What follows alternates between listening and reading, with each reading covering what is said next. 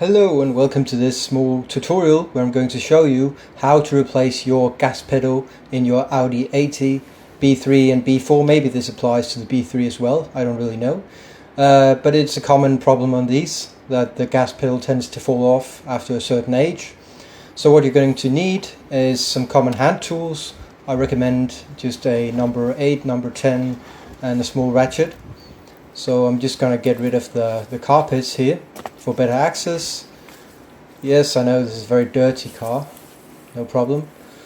You'll just have to bear with me. This is also kind of a long video, so I will leave some timestamps in the description if you'd like to skip around to the actual replacement. So right now I'm just showing you the location of the small bolts that hold the cubby to the underside of the steering column. And there are 4 bolts that are a size 8 head size. You can see one there, the 3 at the top, and there's actually one down where the release lever sits for the hood, or the bonnet release, I suppose it's called. So we remove the 3 top ones, and I accidentally forgot mine. Here at the bottom, that's the last one. So after having removed the panel, you're granted full access to the pedals. You have, of course, your clutch and brake, and everything is very compact, as you can see. It doesn't take up a lot of space, and that also means that you'll have some trouble trying to get at the small clips, and indeed the gas cable as well. You can see you have your steering column here, your safety wire for the Pro Content system, which is kind of neat. So you can see everything is now exposed, and you'll have some kind of option as to working in this space. So you can see the remainder of the gas pedal or the accelerator. I have absolutely no lighting at the moment, but it will come shortly. There we are. So at the top you can see the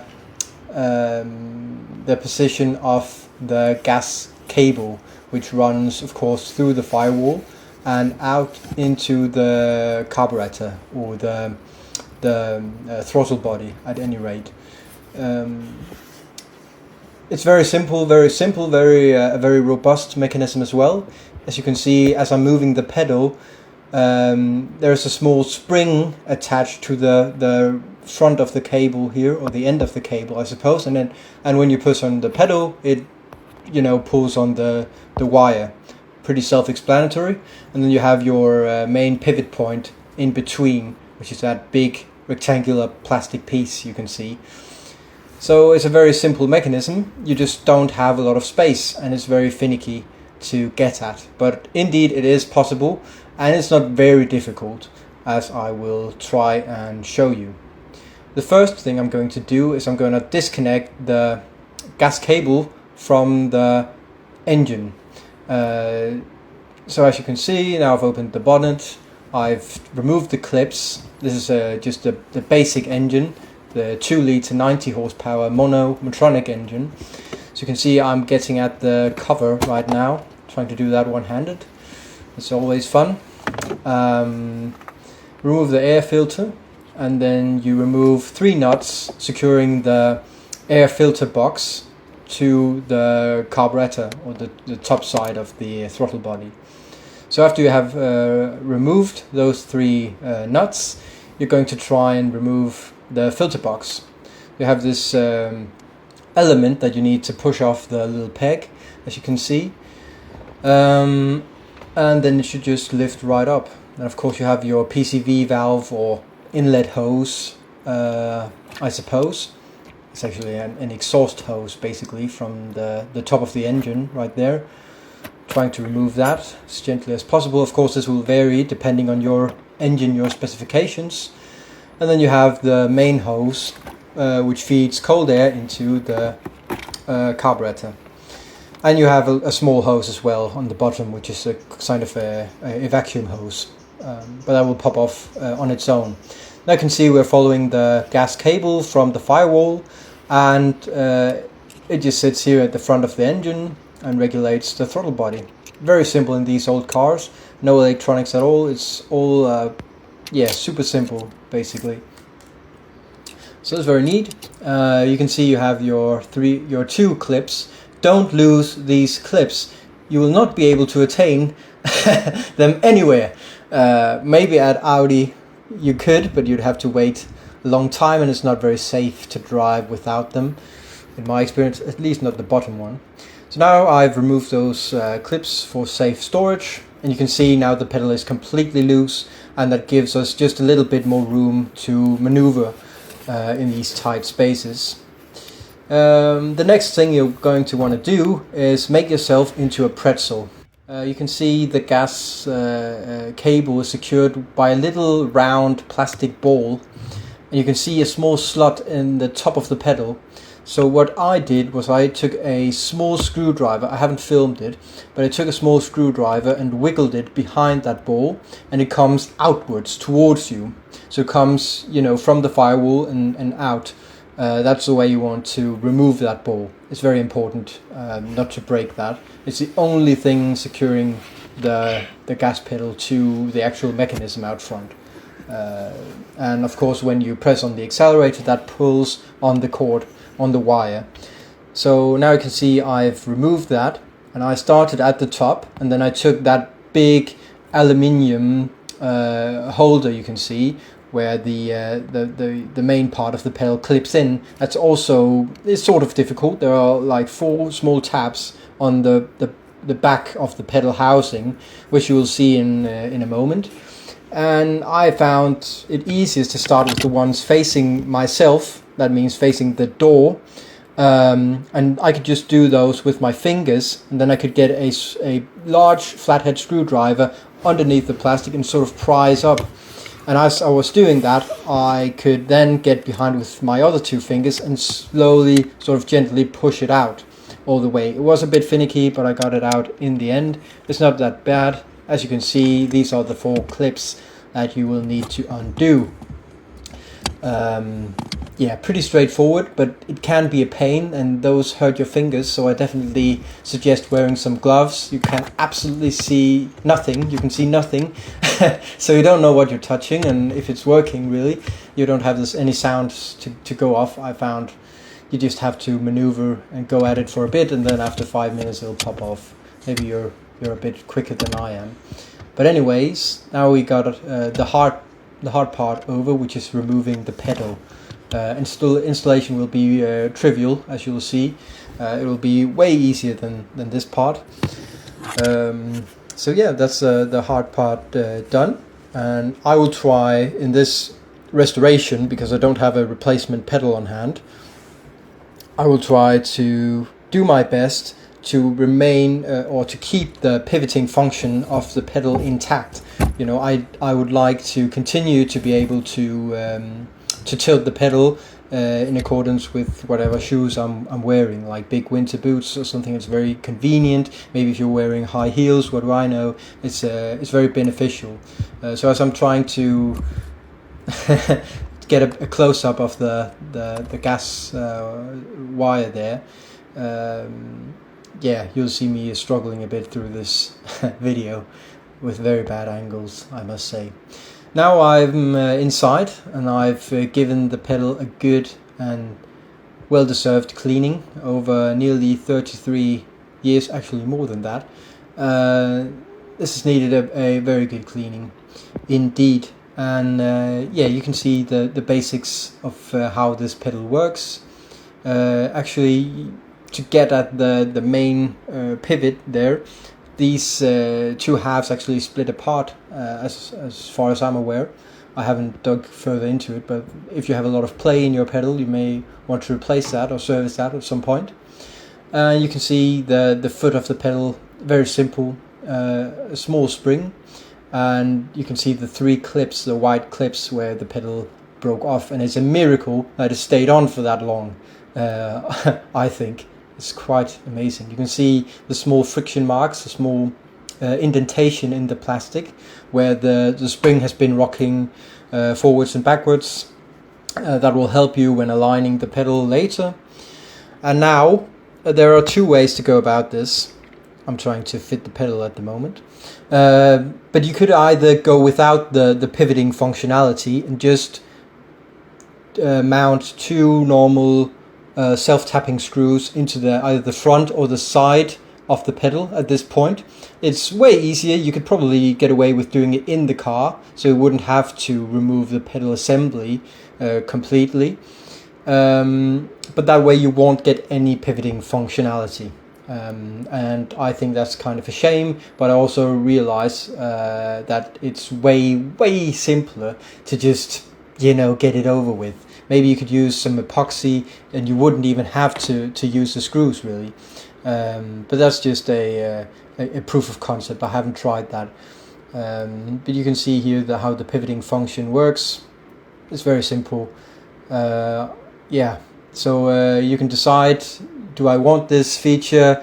Do I rather not have it? Some people prefer not to have it because it gives them greater control. As far as I'm aware, as far as I could figure out on the internet forums. But I would very much like my pedal to still pivot. Eventually, if this fix breaks, I can just, run some self-tapping screws, some epoxy, strong epoxy into it, and it'll be good for another 100,000 kilometers. Or I will just get another pedal, really. It's not that bad.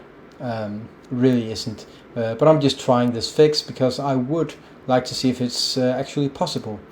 The main pivot point will be just below these white clips you can see. So you would somehow have to drill some holes and get a rod in there to sort of stabilize the pedal and act as sort of the fulcrum of the pad. So that's what I did. So I got out a drill and a small drill bit. Unfortunately, this isn't quite the right size I wanted to use for my bolt. But I just I used a Dremel and then I expanded the hole over time, and it worked fine. I'm just showing you some nuts. I was thinking about adding a center nut through the middle of the pedal assembly, but I eventually decided against that. Just because I couldn't fit it. There isn't any room, and I didn't want to make it any more fragile than it needed to be honest. Because it isn't very, it's quite robust, but it's not very thick. You could easily just completely break it off if you aren't careful. So yeah, that's another precaution. As well as when you're removing the gas cable. Please be careful not to kink it in any way, as I've heard that could very easily damage it, like internally, and then driving along on the highway, on the motorway, boom, your cable snaps, and yeah, that's not very nice. So just be very careful not to kink that cable. Don't apply too much force.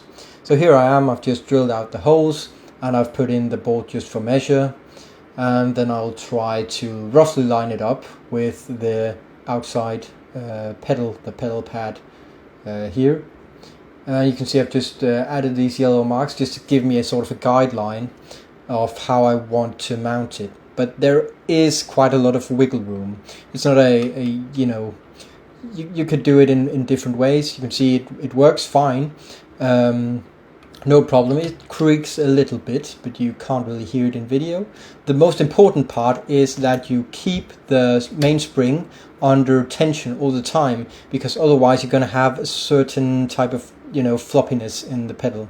You can see my Dremel and small Dremel attachment, and I actually managed to find a proper locking washer in this mess. Can you believe it? You could also just use a normal nut. Maybe some Loctite would be a good idea, or a cap nut, depending on the finish. But I think the locking nut will be best.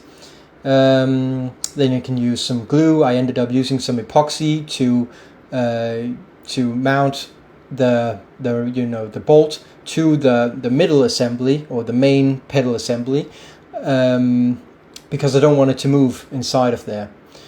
So now I just mixed up some epoxy, and I went ahead and applied that with a nail head to the middle part above the spring, and then I used lithium grease on the surfaces that are going to rub against each other. That means the outside pedal of the pedal assembly, and then the sort of rubber or plastic cover. Then I used a small rubber washer behind the nut. I should have used another rubber washer on the other side, facing the bolt head, of course. I didn't think that through. But for future reference, I definitely would go ahead and put just two, and it's even better if you have like a flat profile or a square profile washer. That's quite hard and won't get squished completely when you try and tighten it. As you can see, the spring is maintaining contact with that white patch in the middle, so that means it has basically the same feel as before. And you can see I've just added a little bit of lithium grease to the top where that plastic ball slots in, and yeah, as far as I can tell, lithium grease is what they use from the factory. It'll never dry out. Don't use too much of it because it does tend to attract a lot of dirt and grime, and you're better off without it, I guess. But it doesn't hurt. And then I'm just giving you a sort of a close-up of the installation process here. You can see that small ball, and you just line it up with the groove or the slot in the top of the pedal, and then just basically push it in. And then right now I have, of course, disconnected the cable. It's disconnected, so it won't really pull back on the pedal any, but that will come automatically when you just attach it all, and there is tension in the wire. Then you'll get that feedback that you're used to. Just make sure it doesn't hang at any point. You don't want you don't want the throttle body to be open all the time, but it makes sense because you have a very powerful spring at the other end of that gas wire, so you'd have no problem. Or accelerator wire, I suppose. I've said gas wire a lot of times. I realize that's maybe a bit of a stupid term, right? Because gas wire, what does that mean? Is that like an electrical device carrying gas, like propane, butane? No, I don't know what the proper term would be. Basically, just the accelerator wire. Right now, I'm trying to fit the main clip of the pedal. You just line it up with the two aluminium pegs on each side, as you can see, and then you just push it in until it clicks, and it does there. Very nice, very nice. So now everything is attached. Yeah, and I'm just going to go out front quickly and attach the accelerator cable from the other side, and we should have some nice tension on the pedal. It should work exactly as before. As you can see, I'm just pushing the remainder back in, and we'll cut just a moment where I have finally mounted the cable on the other side. You can see there's proper tension, and it does pivot. It creaks a little bit, but it's not very bad. I couldn't hear it while driving, certainly, but if you put your ear right up to it, yeah, you could hear it.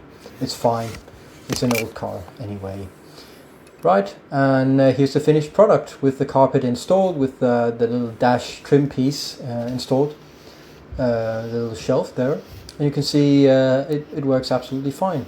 Now with these things, time will be the main determinator, right? So I'm going to post back in a month with the final verdict. Thank you all for watching.